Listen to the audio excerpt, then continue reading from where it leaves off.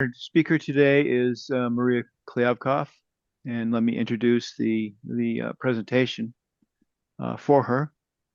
In this talk, Maria Klyavkov, co-founder of the District 5080 Peace Committee and past president of the Waterton Glacier International Peace Park Association, introduces the idea of healthy conversations.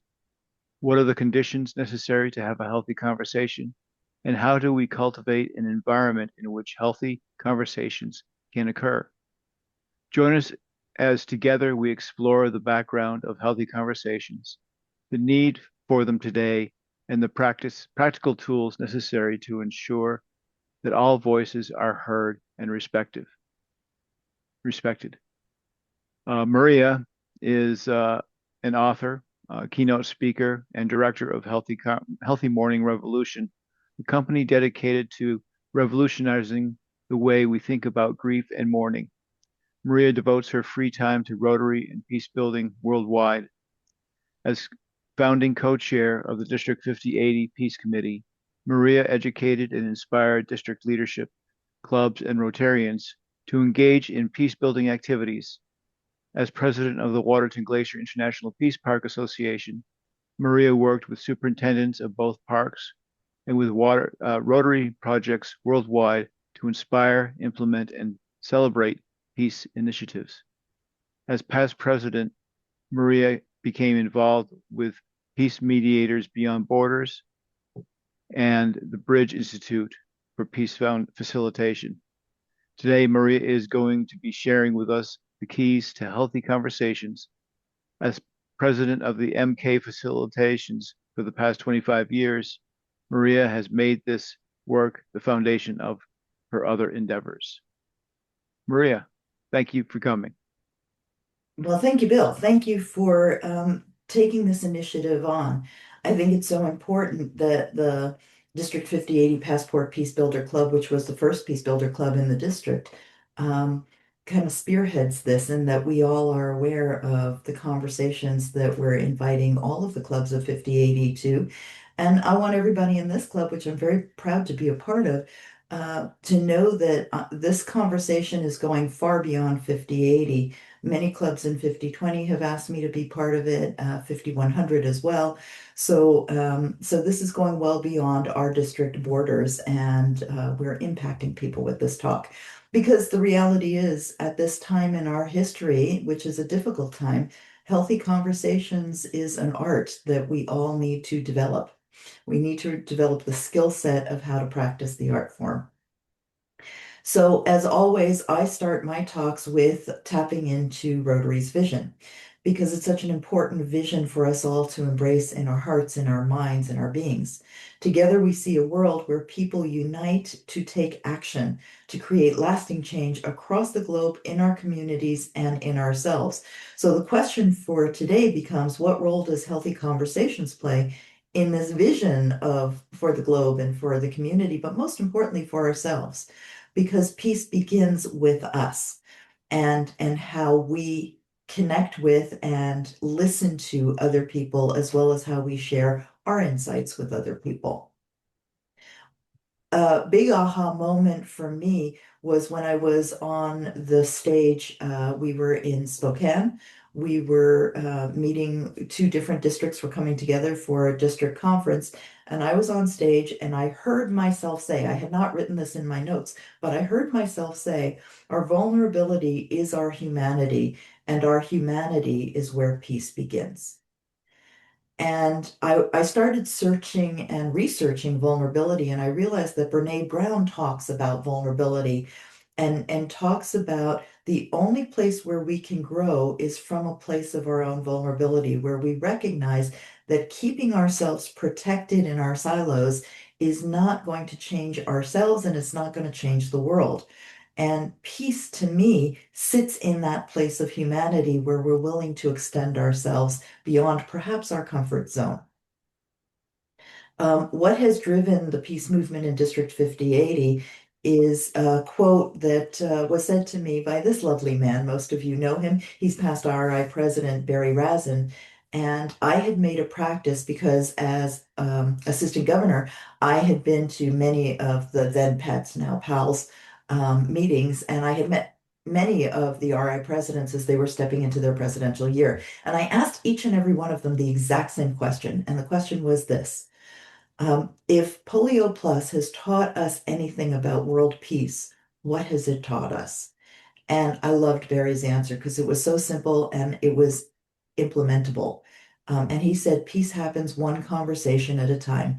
Somebody has to be willing to make the phone call. Somebody has to be willing to pick up the phone. And at the end of the day, that's what a healthy conversation is. It's somebody saying, I want to connect with you. I want to hear your point of view, and I want to share my point of view. I have to be willing to make the call, and I have to be willing to pick up the phone. So the need for conversations right now, well, I think we're all real clear of the current climate, and in particular being a cross-border district, the challenges that we've been having. And so there are things that we need to talk about. The ongoing stress that has been put on us and that we're experiencing, the fatigue and the exhaustion because of the ongoing nature of the current climate. It's not like we've been in it for a month or two. It's been far longer lasting. And so that creates fatigue and exhaustion, which means we get more impatient with ourselves and with each other. Has anybody else noticed that? Or is it just me? Okay, I'm seeing some nods and hands up. Okay, so it's not just me, right? So being aware of the fatigue and exhaustion helps us to understand that maybe we need to practice patience in a way other than we have before. Maybe before we knew ourselves to be a patient person, but suddenly we're not as patient as we once was. That's because of the fatigue and the exhaustion, right? The politicizing of issues and polarizing of issues is evident. And for an organization where we say we don't play in politics, there's no place you can go right now where politics does not become part of the conversation. So we're walking a really narrow line here as well. How do we do that with integrity? That's why the need for the healthy conversations. The impatience with dialogue, again, born of the fatigue and the exhaustion. I don't know about you, but if we're not getting to the point of a conversation, I find myself very impatient with the dialogue. And it's like I want to speed it up. And the truth of healthy conversations is we actually need to do the opposite. We need to be willing to slow ourselves down because when we're impatient, we're wanting to put our ideas forward and we're not necessarily listening to the other person. And impatience also fosters us stopping to listen to them. Even if we started by listening to them, we stop listening to them at the point where we say, okay, I need to move this along. And so we're no longer listening to them. But we actually need to practice slowing down, which is counterintuitive in today's culture. The ongoing stress, which I mentioned before, now I'm going to mention again because you can see how this starts to build on itself. So, stress, the way it was even a month ago, shows up differently today. So, we kind of need to be self-monitoring ourselves around all of this stuff and just say, okay, I'm in a stressed place. How do I, first of all, de-stress myself? And how do I bring grace and generosity to a conversation where the person who I'm speaking to may be really stressed. They may not be aware of the fatigue and exhaustion that they're under. Can I hold a space for all of us in this conversation to just slow down and take a breath? So again, the polarizing of issues. So I'm repeating myself because now, as we go deeper into it, as the ongoing stress goes even deeper, the polarizing of issues becomes even more because now it's just easier for me to know what I'm thinking about something and not worry about what somebody else is thinking about something. And now I've polarized my own issues, not just external issues, but now it's become internal. So you can see how this is just a really steep slope that just keeps feeding itself. Polarizing opinions, individual Rotarian level, is where at a Rotary Club we're having differing opinions, and it's just easier to not talk to that group of people or not engage with that group of people. And so the club starts to become polarized because there's the group of people in the club who think this way about an issue, and there are a group of people who think that way about an issue, and we've just stopped listening to each other because of this ongoing stress and impatience and polarizing. Um, the club level means club to club. Oh, that club believes that, or that club focuses on that. And now clubs begin to isolate and polarize within a district. And then, of course, at the district level, where district leadership is polarizing, or district to district will work with that district, but maybe not with that district. That district that's got cross-border issues, we're not even going to worry about that because that's not our issue and that's too much for us to handle. And so cross-border districts start working together, but they forget about the districts that are on one side or the other side of the US Canadian border. And I'm just speaking about that border because that's the one that 5080 deals with.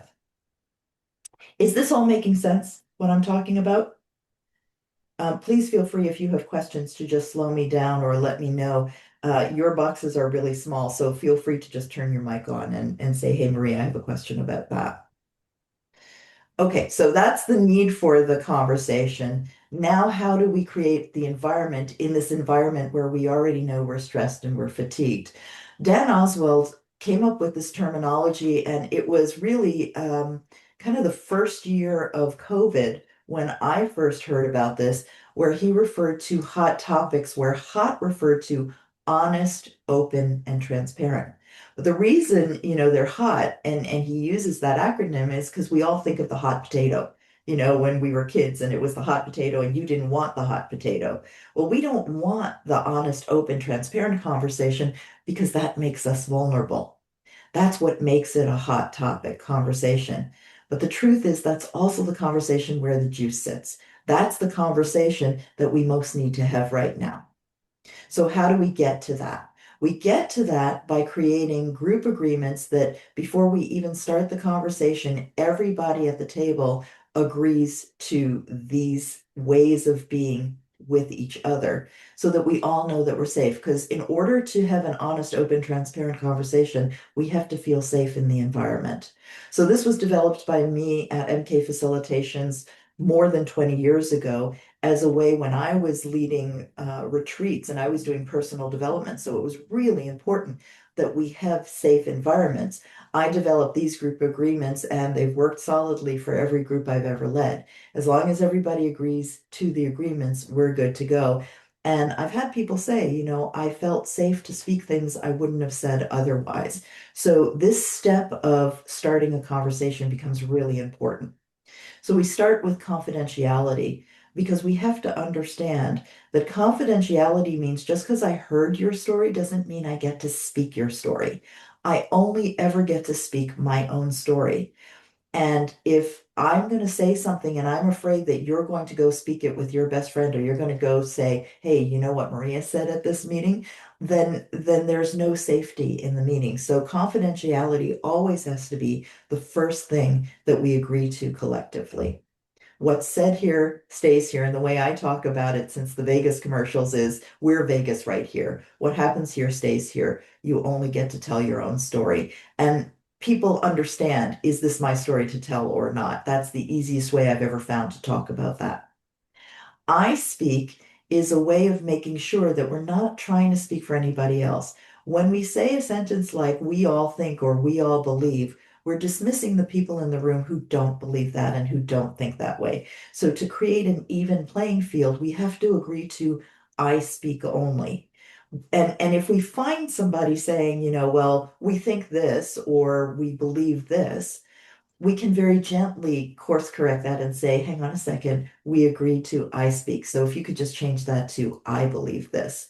And it makes it more personal, and it helps us to understand and welcome every point of view in the room.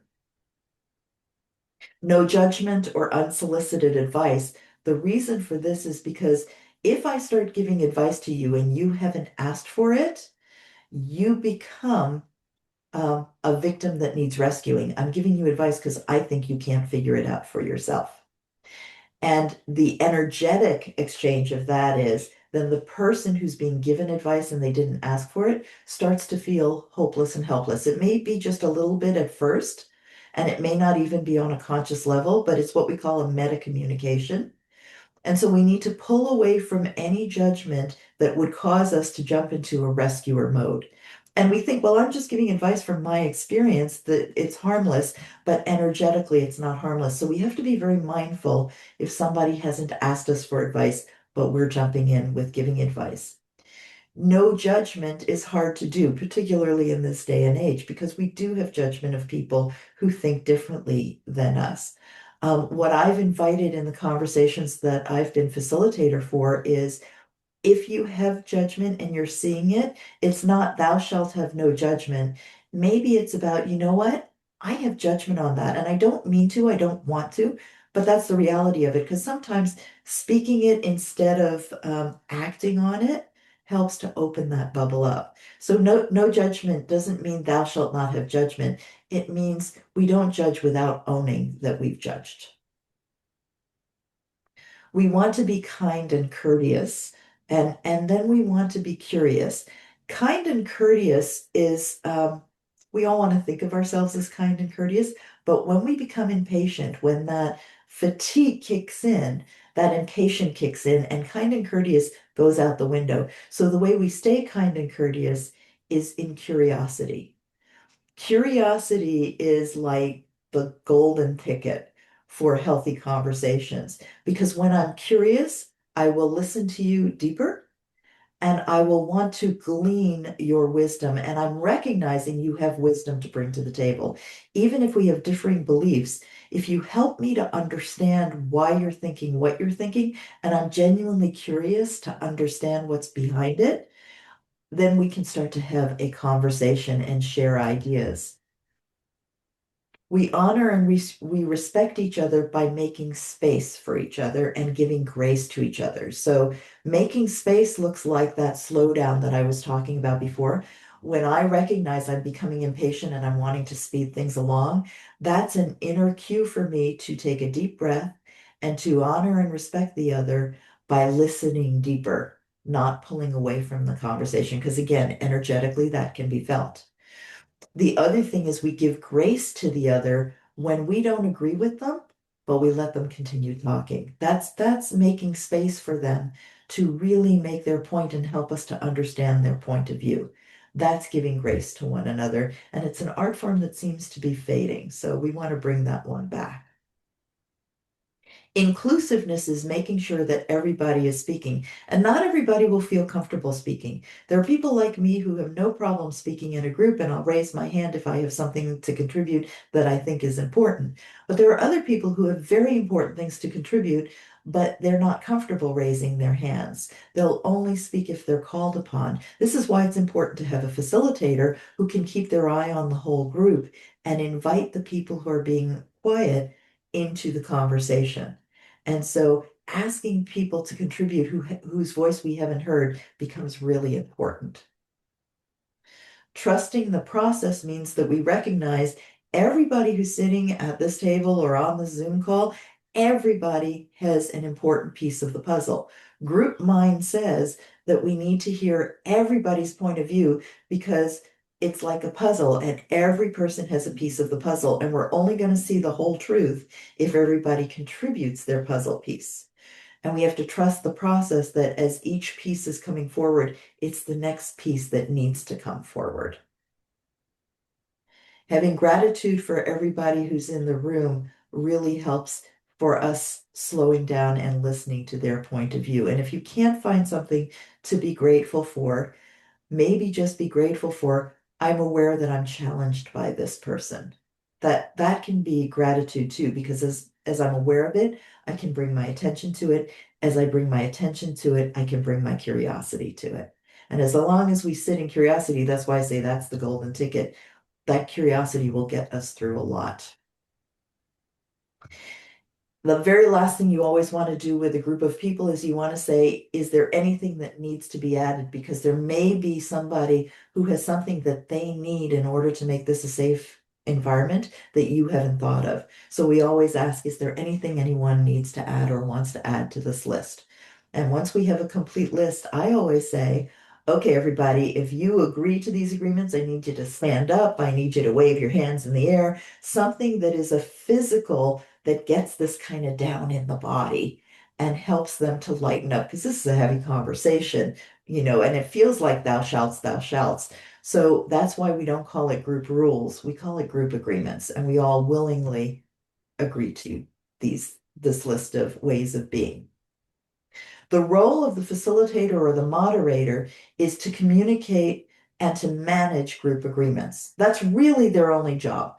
Whatever the topic of it is, what the facilitator is doing is, I hear you saying we agreed to I. How would you change that statement?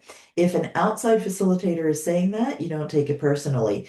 If your buddy in the Rotary Club is saying it, you might start taking it personally, and you'll take it very personally if it's not your buddy in the club, but it's somebody who has differing opinions, who's going, hey, we agreed to, right? You don't want anybody in the group monitoring the group. You want an outside person doing that who's not part of the conversation. And then they can do it from outside the conversation, and it frees people in the conversation to go deep with what they're thinking and feeling. They maintain the safety of the environment, not only in terms of the group agreements, but as you start to get into those hot topics, um, the moderator or the facilitator can also affect speed at which we're speaking. So if suddenly we start picking up speed and we're moving faster and we're brushing over things, part of safety in the environment can be a facilitator saying, "Wow, that was a really important point. I'm just going to ask everybody to breathe that in for a minute and just reflect on." What do you think about what was just said? Let's just take a moment and breathe it. And in that way, we maintain that safe environment for the conversation.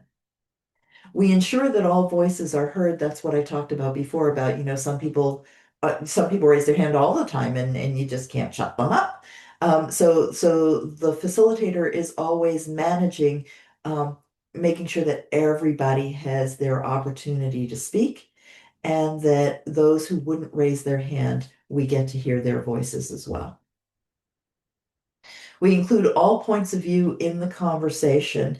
And so if one person is voicing one point of view and three people are voicing a different point of view, the facilitator or moderator will present what's been presented, not saying this was said three times and this was only said once, but giving equal weight to all points of view of the conversation so that we continue to create a level playing field for the information so that the capital T truth underneath it all starts to bubble up.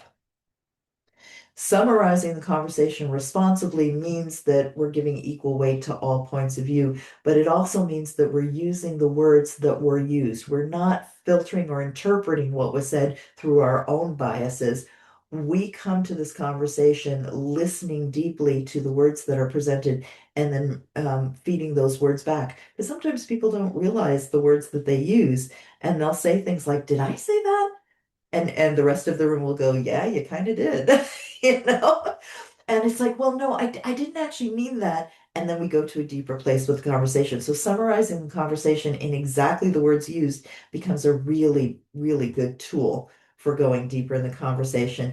And always the facilitator must remain impartial. That's their role. It's not their role to say, and this was a really good point that was made, or, I'm not sure about that point. Facilitator can say, can you clarify that further? We're not quite getting the big picture. So it can drill down into a conversation, but must remain impartial and not be seen to be taking sides. Does that all make sense? Y'all still with me? We're good because I know we can start to get like the Peanuts teacher wah wah wah wah wah wah. And I want to make sure that we're all still keyed into what I'm saying here with this. So thank you for laughing at that. I appreciate that. Um, So the goal for a conversation, um, if the goal of the point of the conversation for you personally is to move my point of view forward, um, then that's referred to as a global point of view. If sorry, let me correct that. The goal of the conversation is to move from my point of view to a global point of view. But we start with my point of view. You get this. Oh, there we go. We start with my point of view. If I'm only focused on my point of view, then that's closed-minded, right? The global point of view is the point of view that expands and opens your way of thinking of the world. So we have to start with an acknowledgement of have a point of view, but I am not my point of view. And if I'm coming to it as I am my point of view, then anybody who contradicts the point of view is a personal threat to me because I'm identifying myself as my point of view. And that'll keep me closed to my point of view because there's a threat to open bigger. So we always want to be very patient with people who are self-identifying with their point of view, because what we want to do is we want to grow to a place where we're open-minded and I'm not my point of view, but I have a point of view. Can you hear the difference between that? My personal identity is not my point of view. I am not my point of view.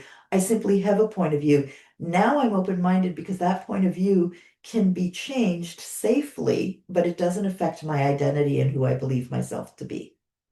So that safety piece that I was talking about before plays really big here. It's about keeping people safe and helping them to understand that they have a point of view, but they are not their point of view. Open-hearted means I can experience your point of view. So if I'm not my point of view, I may still be so attached to my point of view that I can't even think about your point of view. I can hear it. I'm a bit more open-minded. I can hear your words, but I can't experience it. I don't understand where you're coming from, which is where the phrase help me to understand becomes really important because help me to understand invites I'm curious about your point of view and I want to experience your point of view. I want to experience how you came to this point of view. It sits in my body in a different way when I do that. Finally, we get to open-willed, which is we create a new point of view together. So I've moved off of identifying with my point of view. I recognize I carry my point of view. I'm shifting a little bit to want to understand your point of view. And now I recognize that maybe capital T truth, as we've been taught since we were kids, lives somewhere in the middle.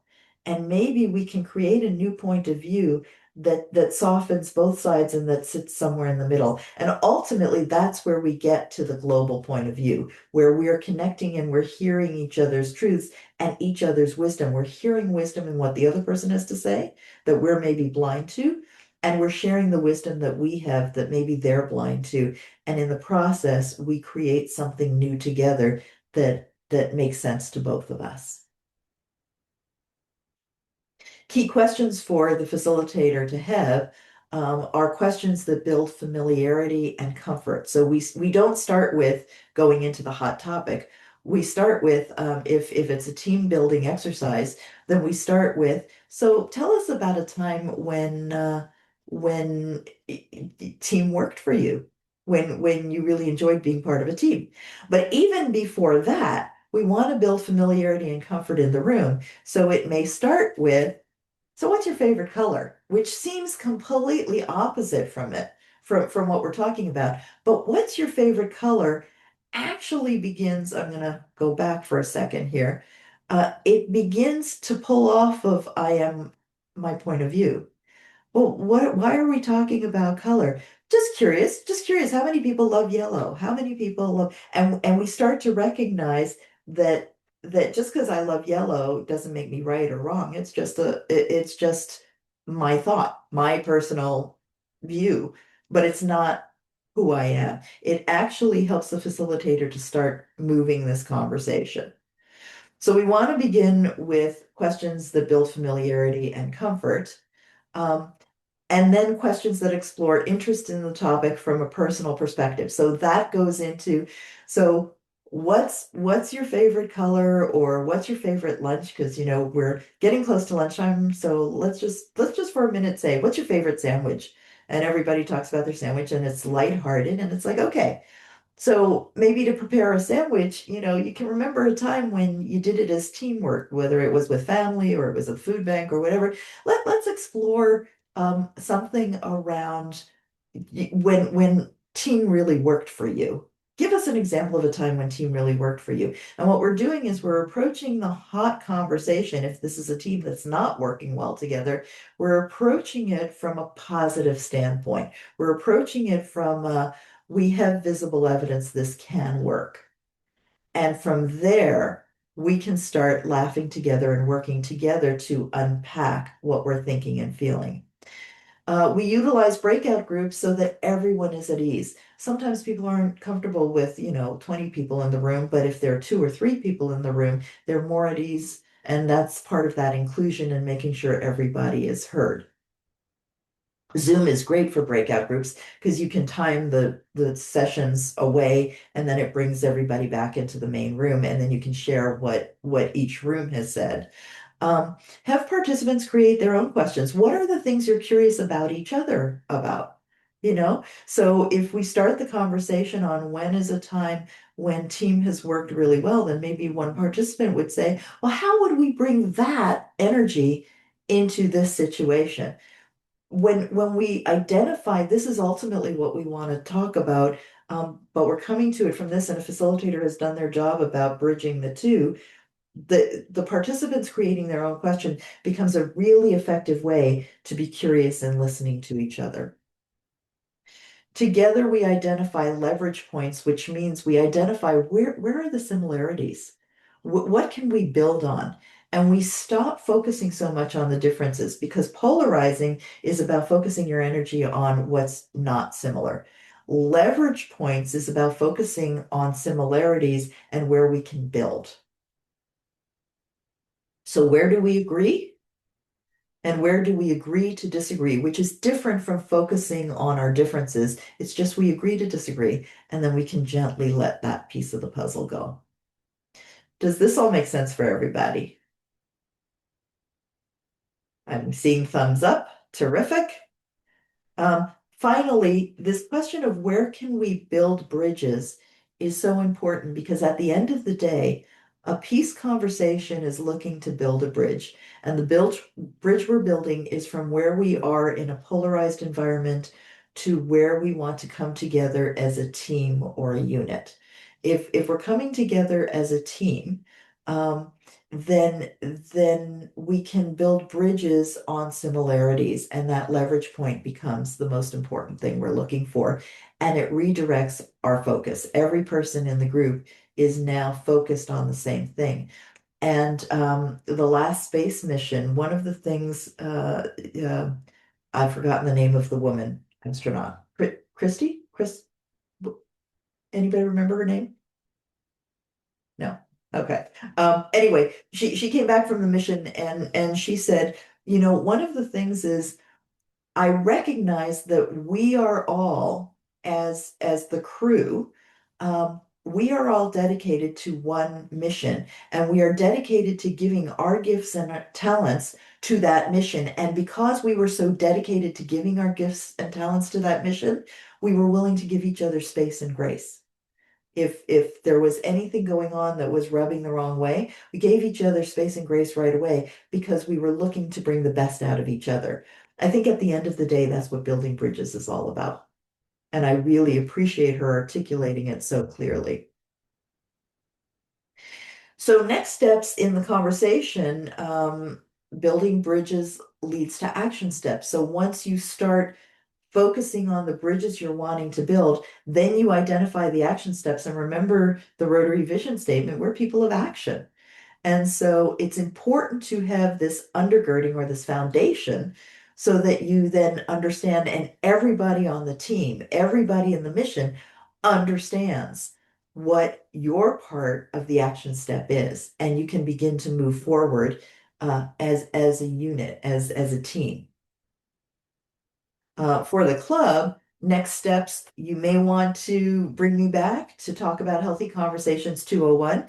Healthy Conversations 201 is where we now take the 8 pillars of positive peace and we look at how do we have conversations in our club around the 8 pillars of positive peace as identified by the Institute for Economics and Peace.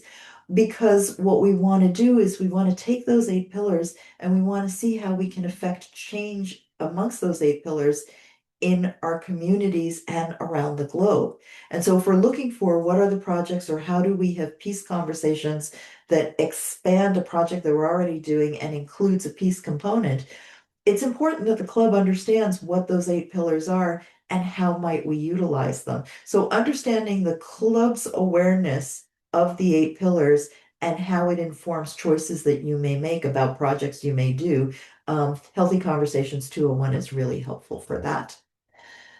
Know that for District 5080, we have our Peace Committee. The Peace Committee has been dedicated not only to the summits that happen before the district conferences, but also to leadership development and education, and most importantly, Club Speakers Bureau. And this talk is part of the Club Speakers Bureau. We have a whole list of talks, there they are, that we offer to District 5080 clubs. And there are people like myself who go to districts beyond 5080. So if you happen to be seeing this and you're a club outside of 5080, please don't hesitate to give a call and let us know that you're needing one of our talks, and we're happy to share that with you. Nadine Parker is the person who is the one who has taken on the task of scheduling, and she does such a beautiful job of scheduling clubs with exactly what they need and even fitting them with whatever is the right and perfect talk for them. So certainly reach out to Nadine at youbigmooserents@gmail.com. I love that email. That's just such a sweet email. Any questions? How are we doing for time? I have a question, Yeah, Maria. Bill, go ahead. How does a club president uh, put all this in place when they're actually part of it? They're not a Yes. facilitator. Yes, that's a great question, Bill.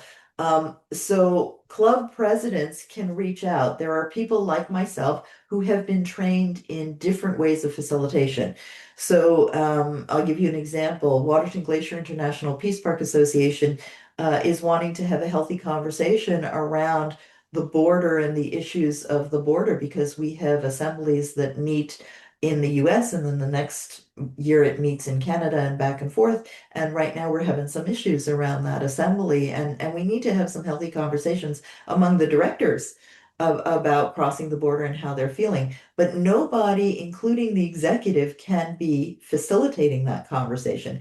I'm part of that group. I'm a trained facilitator. I cannot be the facilitator of that conversation because I need to be a participant in that conversation. So what I do is I reach out to my colleagues.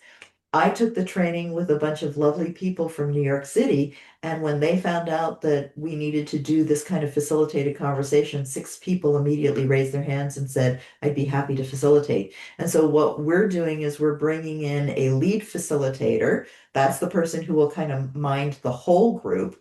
And then she's going to have 4 or 5 other facilitators so that when we go into the breakout rooms, remember I said you want to go into breakout rooms to have smaller groups of conversation, groups of people in the conversation, so everyone feels comfortable sharing their point of view.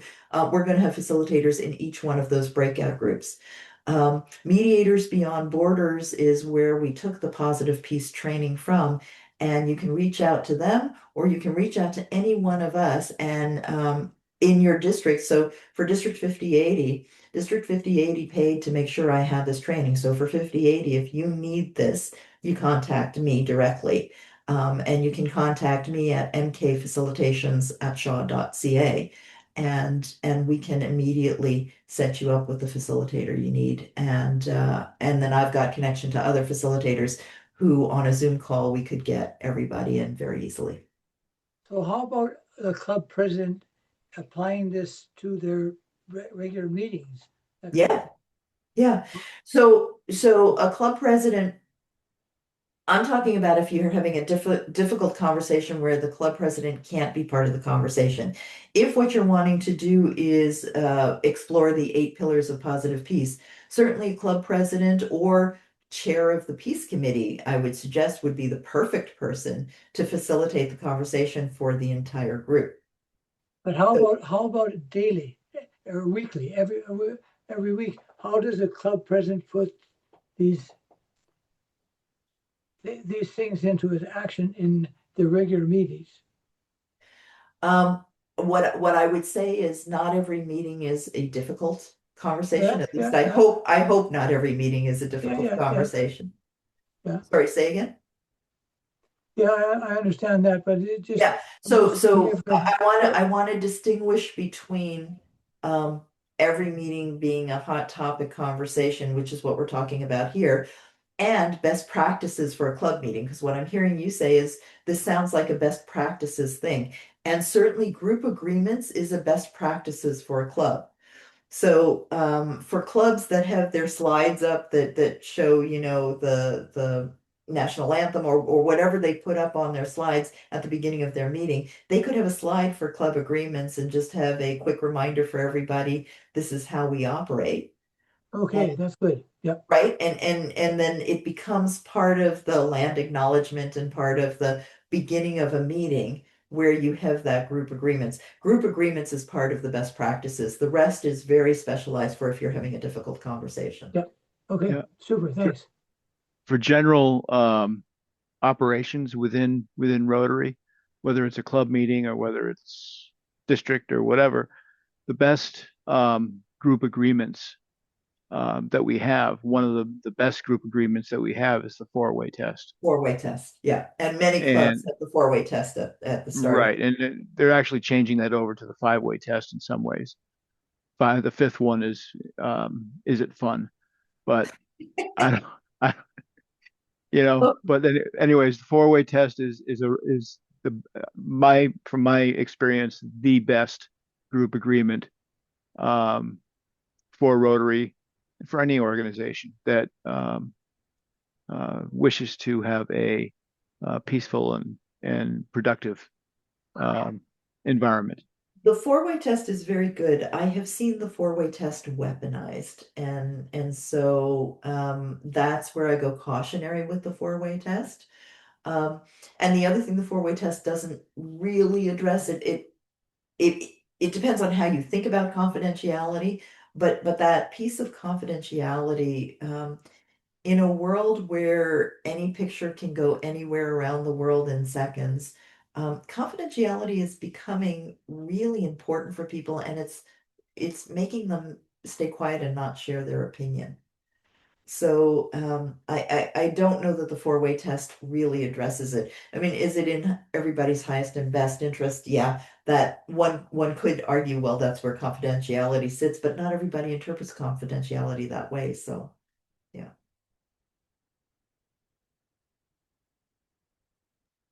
Do we have any other questions?